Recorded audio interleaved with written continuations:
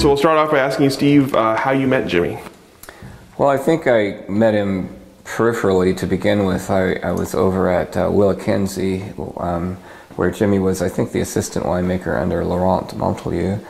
And, you know, he was out there doing something in the background kind of when I was talking to Laurent.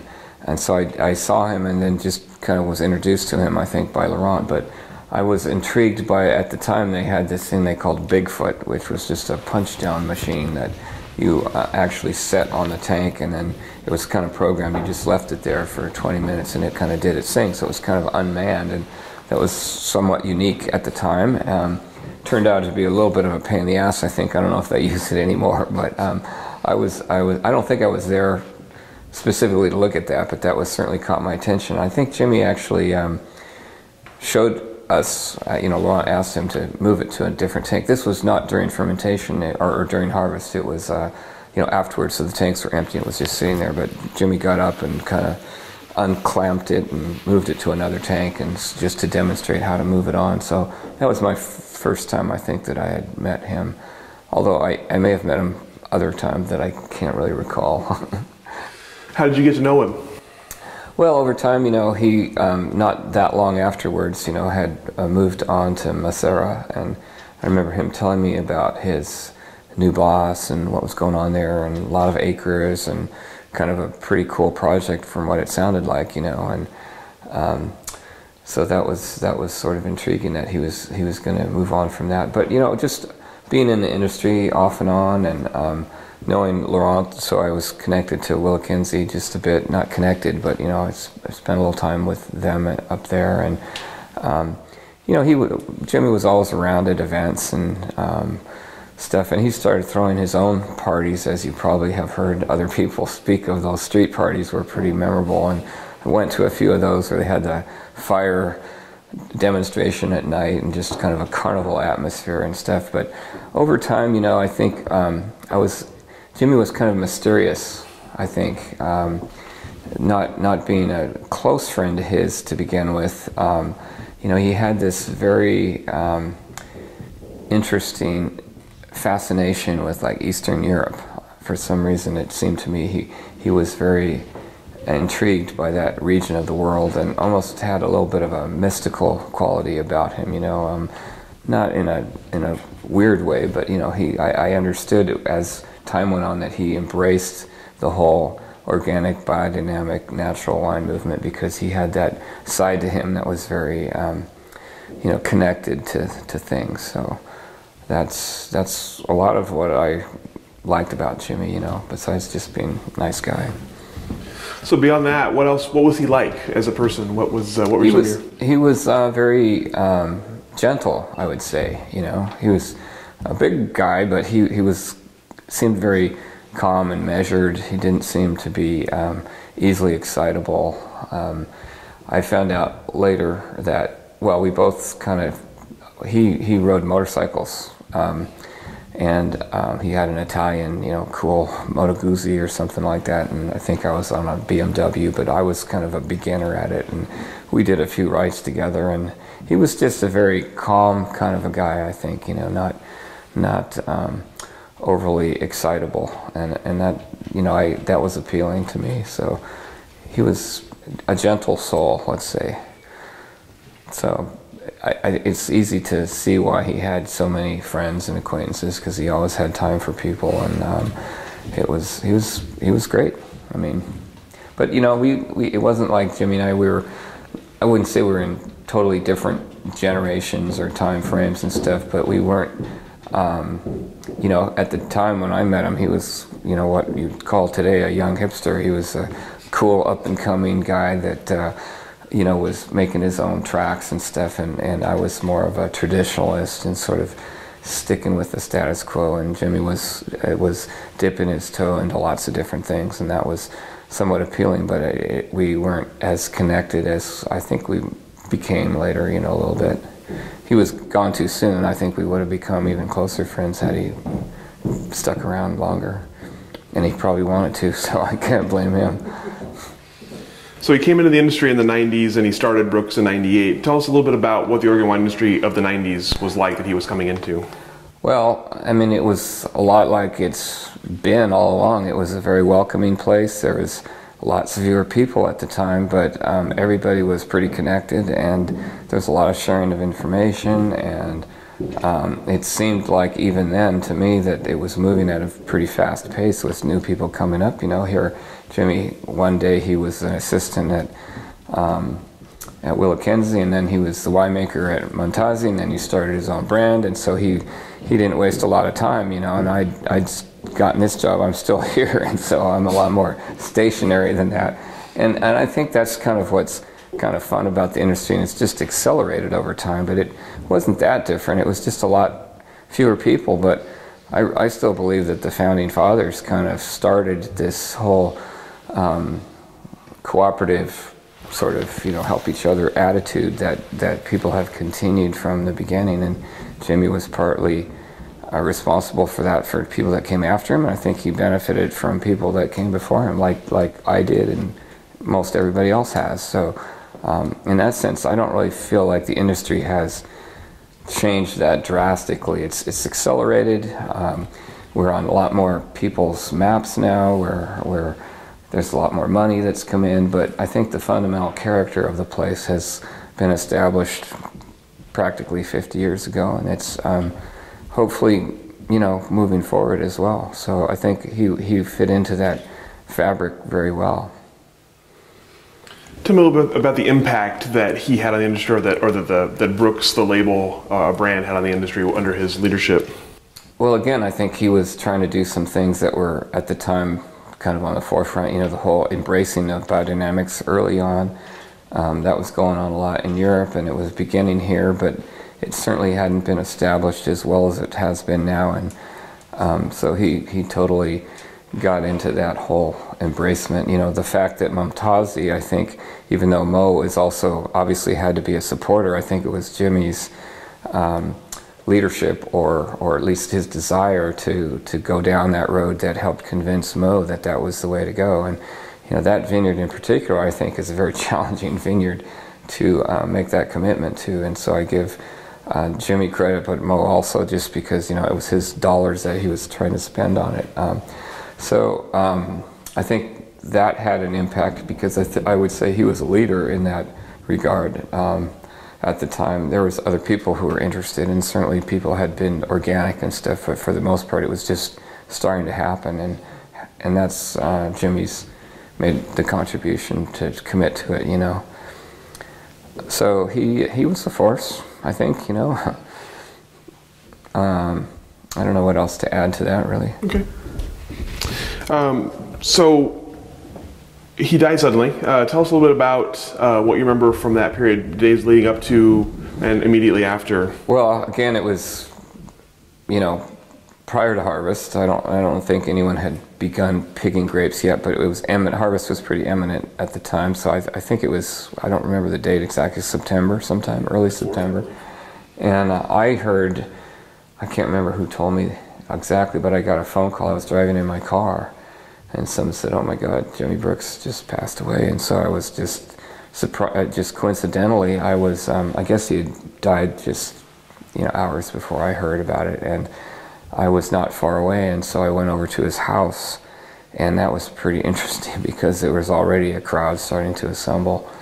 But it was a shock, a surprise. You know, he seemed young and healthy, and just for everybody thought he was, you know. So there was a lot of, myself and everybody else, I think we were just kind of dumbfounded and just standing around kind of wondering what was going to happen next. And like most sudden deaths, you know, you're just never prepared for it. And, but it was comforting that there was a big community that, you know, kind of got together. Even that very first day, I think people were sort of helping each other get through it and understand it. So it was a shock. It was a loss. It's funny because it's kind of off the subject, but there's been sort of waves of industry people passing away. And I remember even in the 90s, there was a lot of young people who we lost suddenly that, for, you know, people are dying all the time, you know, but it just seemed like a disproportionate amount of people were we were losing kind of too early, too quickly, and Jimi was one of them for sure. But there's a lot of other people that died unexpectedly and too soon. So it was again, it was kind of like you're shaking your head, like, not again, you know. And we've had more since then, of course, but there has seemed to be some lags in that, and then, you know, a couple years in a row you just get lots of people passing away, and it's kind of unfortunate. Obviously, you know, when David Led died, he was an old guy, and you sort of expected it, and we all missed him and stuff, but, you know, he'd run the course of his life, and so what's harder is when you lose somebody who's just starting out like that.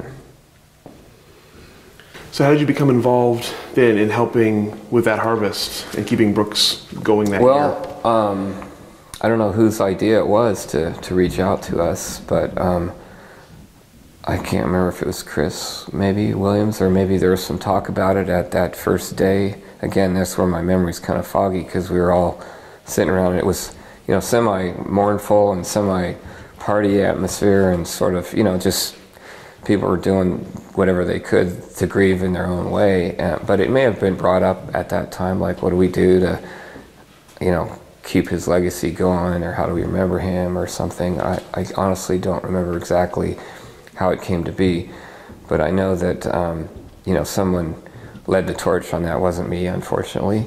And I was, you know, said, whatever I can do, let me know, and that's why I think we got one lot that he would have gotten of grapes. And I do remember feeling like, because it was supposed to be in honor of Jimi, I tried very hard to make the wine the way I thought Jimi would have made it. So I reached out to Chris and tried to pick his brain, like, okay, Chris, you got to help me. What kind of yeast did he use, and what was his protocol? And you know, I didn't want to make the fruit that Jimi had been getting in my style. I was trying to make a Jimi Brooks wine, and that was fun because I hadn't tried to do that before. You know, trying to put someone else's signature on a wine that you're making is not maybe easy, or possible perhaps, but at least I gave it an attempt, and that was kind of fun for me to try to do something differently, because, you know, our methods have been sort of ingrained here for quite a while. And, so I don't know if I got it right. You know, Chris was racking his brain to try to, because he wasn't expecting it either. So, you know, his notes he was from memory, and he's trying to figure out, not every lot was made the same way. So he's trying to remember how the grapes from that particular vineyard were treated, and so he was probably really stressed out about providing the correct information and everything. But anyway, so that's how that came to be, and it was a kind of a challenge as well. So, you know, even though it took a little bit of our time, it didn't seem like any kind of a sacrifice, because it was fun, and, you know, it was easy to do. And even though I'm very appreciative that Janie's always reached out to everybody and given everybody all this credit for keeping things going, it wasn't that hard to do. So, you know, for Janie's sake, I'm glad we did it, but we would have done it even if the brand had disintegrated, but I'm really glad that it kept going, you know. And if we contributed to making that happen, that's great. But, you know, there's other people, like my neighbor here, Bryce Bagnall, who's passed away very, very suddenly but he even had more time to plan his death, but his brand didn't survive, you know, because there just wasn't, I don't know all the circumstances, but, you know, that's the way most things happen like that. And so I think the Brooks story is unique in the sense that, you know, the principal guy and the visionary was gone, and there really could have easily just gone away. You know, Janie hadn't really, I don't think she really knew what Jimi was doing. I mean, she knew he made wine, but I don't think she was involved at all. So it was quite I think a big part of the story is Janie, you know, which is probably some of your questions coming up, I imagine. Do you think, you mentioned some of the other, you mentioned Bryce and some of the other kind of early deaths you've seen. Mm-hmm. Would the same scenario it happened today as it did in 2004, would the industry still respond the same way to someone like Jimi? I think if there had been someone to kind of lead the charge, I think the will would have been there, you know, but a lot of these people just didn't have a sister with the time and energy and finances, for that matter, to jump in like she had.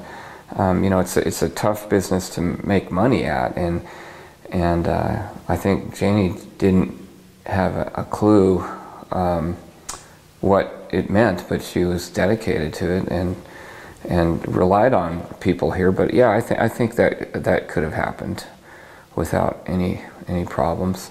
It's kind of sad that it hasn't on other occasions, but it was just kind of a unique situation, I guess. I don't know what made this one work and some of the others not work, you know. I mean, some of the deaths, like Dean Cox was a winemaker at Willamette Valley Vineyards, and that's obviously was already functioning, and you know, they moved on without him, and so, but there weren't as many that were their own brands. You know, Bryce was an employee over there. He didn't own the place, and so he wasn't just starting his own place. So most of the deaths that I'm referring to, like Joni Weatherspoon was a partner in Seven Springs, and she died out jogging one day. And Sarah Powell was down at what was it, Forest down in Southern Oregon, and she passed away suddenly. I mean, just this year, recently, you know, we lost Patty Green, and there's another story. Well, that vineyard will continue, but it's pretty established. I think the uniqueness of the Brooks story was that the brand wasn't that old and hadn't really, they didn't own the vineyard, they were buying their fruit. It was just at the point of, you know, finding out if it could even succeed or not. And with the blow to having the visionary there gone, it's kind of remarkable that it survived, I think. You remember meeting Janie for the first time? I think it must have been, I don't think she was there that very first day, but she came up here very shortly thereafter.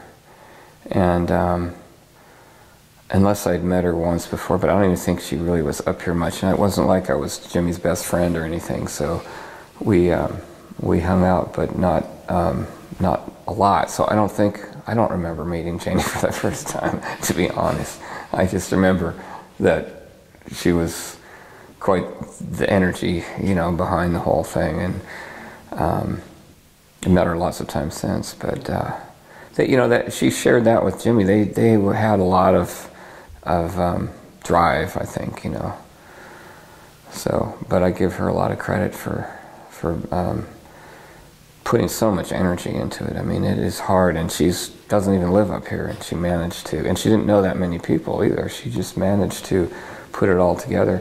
Chris deserves lots of credit with the whole thing too, because he was the guy on the ground that had to answer calls like mine, like, how do I make this wine, you know, and things like that. So, talk a little bit about the impact of Brooks now under Janie and the kind of path it's taken.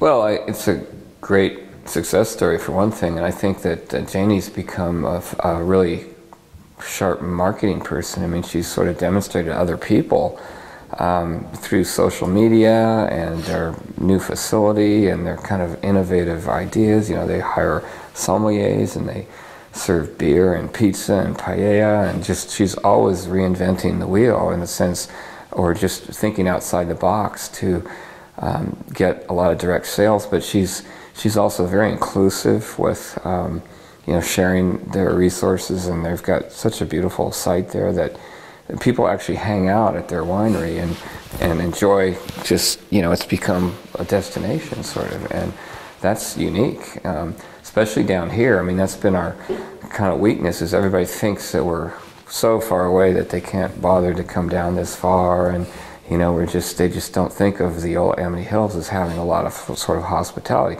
And it's changing, but I mean, she started doing that very soon, even in the old facility. Obviously not as much because they couldn't handle people, but she sort of had this vision of engaging consumers and industry as well. You know, they held a lot of events for people and had open Friday nights, just come on over, and really smart marketing, you know. So I think the Brooks brand is better off today, honestly, than Jimi could have imagined. I just don't think he would have taken it that far, not because he wouldn't have wanted to, but I think it took Janie's sort of, you know, the desire to make it succeed so much, to take it to the level that she has. I mean, they go on cruises now, boat cruises, you know, in Europe, and it's really a mature brand. And you know, it's hard to say where it would have gone because it hadn't really gotten a lot of traction yet. The wines were well received and it was doing okay, but it was just at that point of sort of make or break, I think. And she definitely took it to another level. So I could be wrong, but I think that it's probably more successful than it would have been. And you know, not to belittle the death, obviously, but part of the success is a little bit of the uniqueness of the story. You know, they have a story to tell, and it's a sad story, but it's also a happy story about, you know, Pascal taking over eventually, or at least being involved, and you know, they had a movie that ended up, wasn't intended to be mostly about Brooks, but it ended up being the Brooks story more than anything else, just about young winemakers and things. So they got a little bit of help from that, but I don't want to make it sound like they wouldn't have made it without that story. But certainly that is part of the story, and it is both sad and happy. So it's unique. Did you think Brooks Winery would still be here in 2018? Not at the time. Not at the time. You know, just because I've seen a few of the others. Like I said, a lot of the deaths were from established wineries that made it, but there weren't anybody that I knew that was kind of starting out like that passed away, that didn't make it, you know. So Bryce was the only really one that I can think of that Witness Tree survived, but you know, he had his own brand and it didn't last too long, you know. So it's hard when it's someone else's vision, but I think Janie just made it her own. Do you have a favorite memory of Jimi? Well, I had a really great opportunity. I don't know why particularly, but I just went over to visit at the winery before he had his own. He had been at Macera a little while now, and he just was so gracious with his time. I mean, we looked at the whole vineyard. We got in his Jeep and we were driving up hillsides that I was afraid to go up or down, you know. And typical Jimi is just like, go for it. But he took me all over the vineyard and just, you know, spent hours with him that day. And I think that's maybe my favorite day with Jimi, was just how generous he was with his time. And I wasn't even there. I wasn't shopping for grapes or anything. I just said, hey, how's it, you know, just kind of showed up, and he dropped whatever he was doing and showed me all over the place. So it made me realize how generous he was, I think, you know. And before that, it wasn't like I thought he wasn't, but I didn't realize that he does that for everybody. It wasn't just for me. And so that was a lot of fun. But, you know, there's a lot of memories. I mean, riding his motorcycles, and, you know, we did some rides together and being at some of his parties, and he was, to me, he had a little bit of mystery too, you know, his fascination with Eastern Bloc countries, and just he seemed like he had he was well versed in stuff that I knew nothing about, and I always admired that he had other hobbies and stuff that were very interesting, and gave him a lot of credit for that. So he is still missed, you know, but we still have good memories of him. It's hard to imagine, like you said, that it's been so long since he passed away. Do you have a favorite memory of him and Pascal together? Unfortunately, I don't remember seeing them together that often. I mean, I have a memory, but I don't know, it's got to be my favorite one, but there's nothing that was really particularly memorable about it, other than they were together and interacting, and he was pretty young at the time. I think it was at his house in McMinnville there, you know, where we all gathered afterwards. But and Pascal was pretty young, and he was just being a dad and stuff. But because I didn't hang out that often with them, I can't say that I have one memory that's better than another, you know. So I don't really remember Pascal that well, to be honest. I have a young son myself now, so I probably now pay way more attention to things like that than I was at the time, you know, because anytime a kid's around, I'm always, you know, checking them out and what they're doing, and it's pretty fun. So I'm sure that Jimi had a lot of fun with Pascal. Why do you think the Jimi Brooks story resonates with so many people? You've talked a little bit about this, but I'm just curious. Because it's a success in lieu of, you know, a tragedy. I mean, or success in spite of a tragedy. I think that's always a good story, you know, when something is very bad and traumatic, and to turn it into something that's positive and you know, touching lots of people. It's just a good story. I mean, you know, death is, we're all going to get there. It's inevitable, but sometimes, especially when they're young and unexpected, it's good that there's a lot of positive things to ensure someone has a legacy, you know.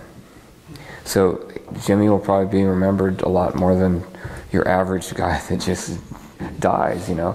I remember hearing one time, this is kind of off the topic, about, you know, 100 years after someone's dead, unless you're, you know, a famous person in history books or something, you're basically gone, because there's no memory, there's nobody alive anymore that has direct memories of you, and so you are now, you know, just non-existent. I don't know if you saw that movie, what's it called recently, Coco or something, about, you know, they're just talking about when someone doesn't remember you, you're out of the afterlife, kind of, and it's sort of true. And so when someone like Jimi ends up having this story, it's going to outlive the people that knew him, you know, and that's kind of nice to know that's he's going to be remembered more than the rest of us will, probably. So it's great. It's good. So the questions I have. Any final thoughts or anything else you'd like to add? No, just I think that it's good to be a part of that story. Even though I feel like I was a very minor player. I think Janie has really worked hard to keep this little group together, and she continues to recognize us and to give us credit. And again, I don't feel like it was very hard sacrifice for what we did for her, but she's always appreciated it, and I appreciate that she has that attitude, that she continues to give us some of the kudos for what she's done, but it's really been a lot of her hard work, and Chris, for that matter, you know.